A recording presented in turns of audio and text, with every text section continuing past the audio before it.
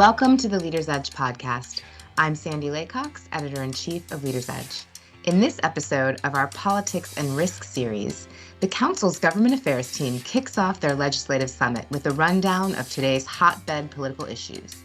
They talk flipping the House and Senate, regulatory issues in the healthcare space, reauthorizing tax cuts, PBM transparency progress, and cannabis. Give it a listen.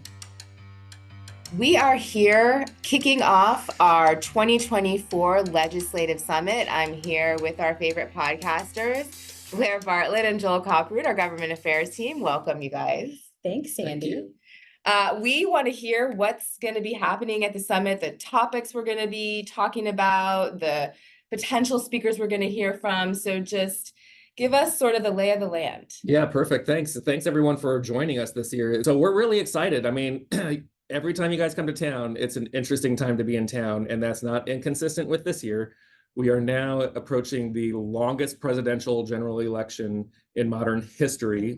You're welcome, everybody. It's a rematch. Yep. The election nobody wants to have, but of course that is obviously clouding everything that's happening on Capitol Hill, to the surprise of nobody, and it is having a direct impact on our issues.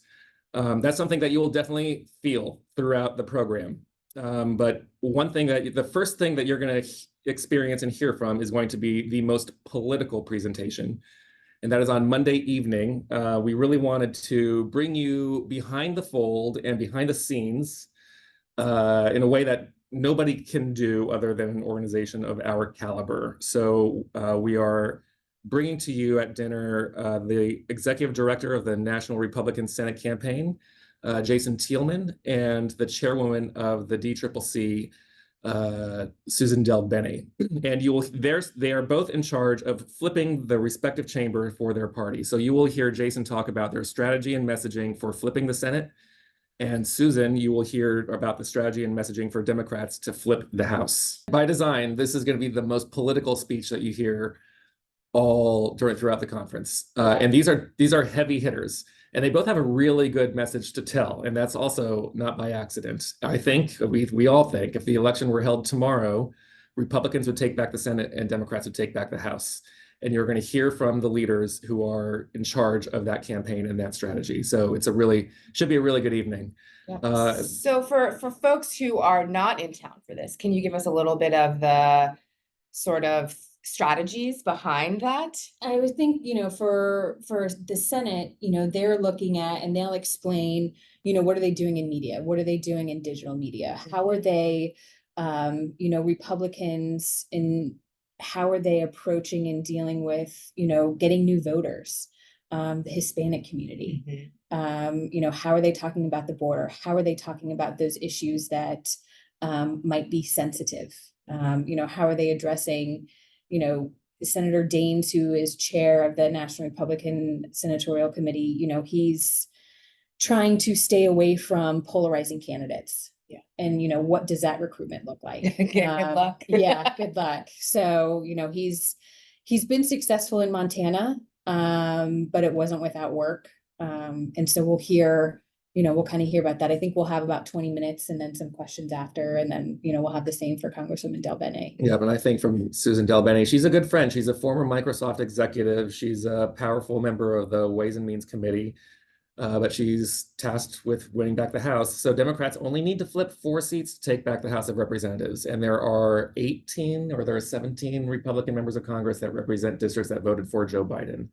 So it's a real easy path to see. There's a lot of hiccups happening along the way because several states are going through court-mandated redistricting processes. But by and large, that should favor Democrats. North Carolina Democrats will lose seats in North Carolina. They will probably pick up a seat in Louisiana. They will pick up a seat in Alabama. There's some other seats that they are probably going to pick up. But as a whole, Democrats feel pretty optimistic that they're going to pick up seats just by redistricting. But then they're going to lean heavy into the Dobbs decision and reproductive rights messaging. They're going to lean heavy on Bidenomics, which they now think is working in their favor. which wait, is what's which is new. Yes, Joel, explain Bidenomics to me. Bidenomics is government spending. Okay.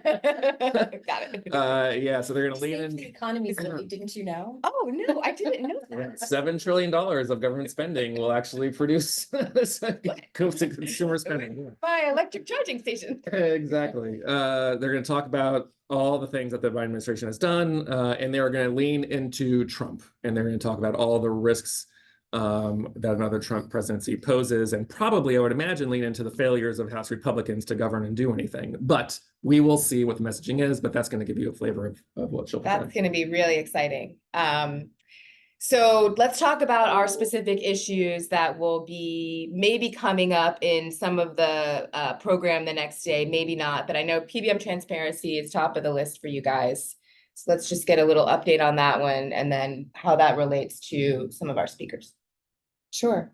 We are, yep, so on Tuesday, in the afternoon, we have CB, and then in the morning, we have our congressional speaker program. And, for the past probably year, Joel Kopperud and I have been talking about, something is going to get done beyond the basic government funding and defense funding. We think it's going to be PBM transparency. And it's because it's becoming a bipartisan issue, bicameral issue. And so we think that it's going to move forward. And, you have to be optimistic in this city, otherwise it destroys you. So that's where we are. We're cautiously optimistic. And, however you want to look at PBM transparency, whether or not you think that, getting rid of rebating, getting rid of sped pricing, having brokers report their compensation, if you think that is the cure, or if you think patent reform is the cure, I think, the pieces are already in place of what is going to move. They're just working out some really fine details on the Senate side. And so that, we'll talk a little bit about that. And then, kind of some regulatory issues that have popped up in the healthcare benefit space with association health plans and DOL fiduciary rule, and how our compliance folks are handling those. All right. Yeah. And then cannabis, I know, is the other big topic going on. Cannabis is also in play. It's been in play. You've all been hearing me say this for years. We're cautiously optimistic. I'm getting less optimistic given that federal funding is questionable right now. They've kicked the can on federal funding to March. That seems to be the only legislative vehicle of the year to get anything accomplished. And so we are close with the negotiators who are trying to attach safe banking to that effort. We'll see. You got to get the House and the Senate on the same page. You got to get leadership in both chambers on the same page, and they're trying to do that. It seems like it's getting a little bit increasingly out of risk, but I was just talking with some lead staffers this weekend, and they're still optimistic that it can ride some federal funding bill in March. So, but one conversation that will be very interesting for everyone is one that we're going to have with the chairman of the House Ways and Means Committee, Chairman Jason Smith. He's in an interesting position right now because he's just negotiated a significantly bipartisan tax bill that provides a lot of R&D credits, incentives for the business community that they've been advocating for a long time. And he coupled that with an extension of the child tax credits that Democrats have been pushing for a long time. It's a big bipartisan solution. It's going to be on the House floor this week, so it should be done by the time you all meet next week. We'll see. But he's getting a lot of political pushback for it because he negotiated with Democrats. And in this environment, bipartisanship is toxic. So he's trying to be a bipartisan legislator, but he might pay the political price for it. So it'll be interesting to hear him talk about that venture. But we're also going to ask him directly about the fate of the Tax Cuts and Jobs Act. That's Washington speak for the Trump tax cuts that were passed in 2017. If those are not reauthorized in 2025, they are all going to go away, and basically every American and every company in the country is going to face a significant tax increase.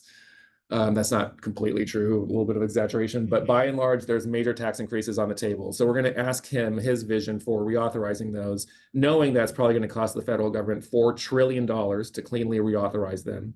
And it's incredibly likely that Democrats will control one chamber, if not both, in Congress. And we will probably be in a divided government scenario. So what is his vision for reauthorizing TCJA in a divided government?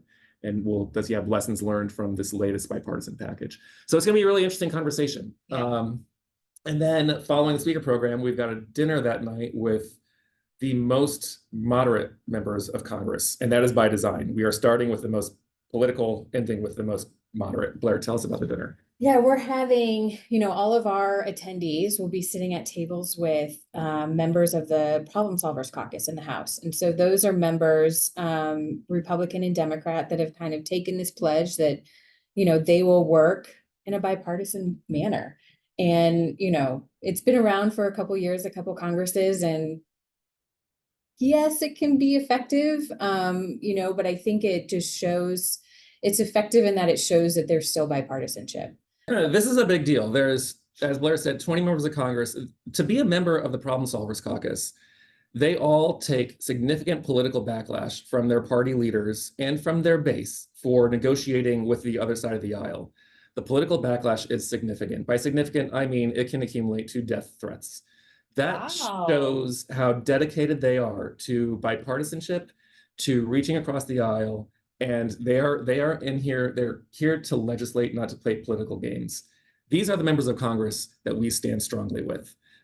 This caucus was actually at risk of dissolving earlier at the end of last year over the fight to take down Speaker McCarthy. Republicans were so angry with moderate Democrats for siding with Matt Gaetz and Marjorie Taylor Greene and the Freedom Caucus to take down their leader. It was a real splinter point in this caucus, and it really threatened its organization. But they held firm. They're still on thin ice, but our message to them is clear. We stand with you. We need you guys to move forward. And if there's anyone that's going to lead us back to a point of moderation, it is you guys. So we are here showing up to show our appreciation, to provide a space for them to sit down and dine with business leaders from across the country. And we are hopeful that other business organizations around Washington follow our lead and stand with these guys and strengthen the political center. So we're really proud of this dinner, and we think it's going to be a real success. Wow, I didn't realize they had gone through that. They were always the ones that sort of did bring kind of the hope to the room. So I'm a little nervous to hear that they almost fell apart. They might be too. All right, well, a lot's riding on this, so I hope you've put together a good dinner. Well, it's going to be a great few days, and for anyone who is not here with us, please check out the Government Affairs podcast, Politics and Risk from the Hill. They're interviewing members of Congress all the time, so you can get all this good stuff right from your own computer. So thanks, guys, and enjoy. Thank you. Thanks, Andy. That was Blaire Bartlett and Joel Kopperud, the Council's Government Affairs team and hosts of the Politics and Risk podcast. For more from them, visit leadersedge.com or subscribe at Apple Podcasts, Spotify, or SoundCloud.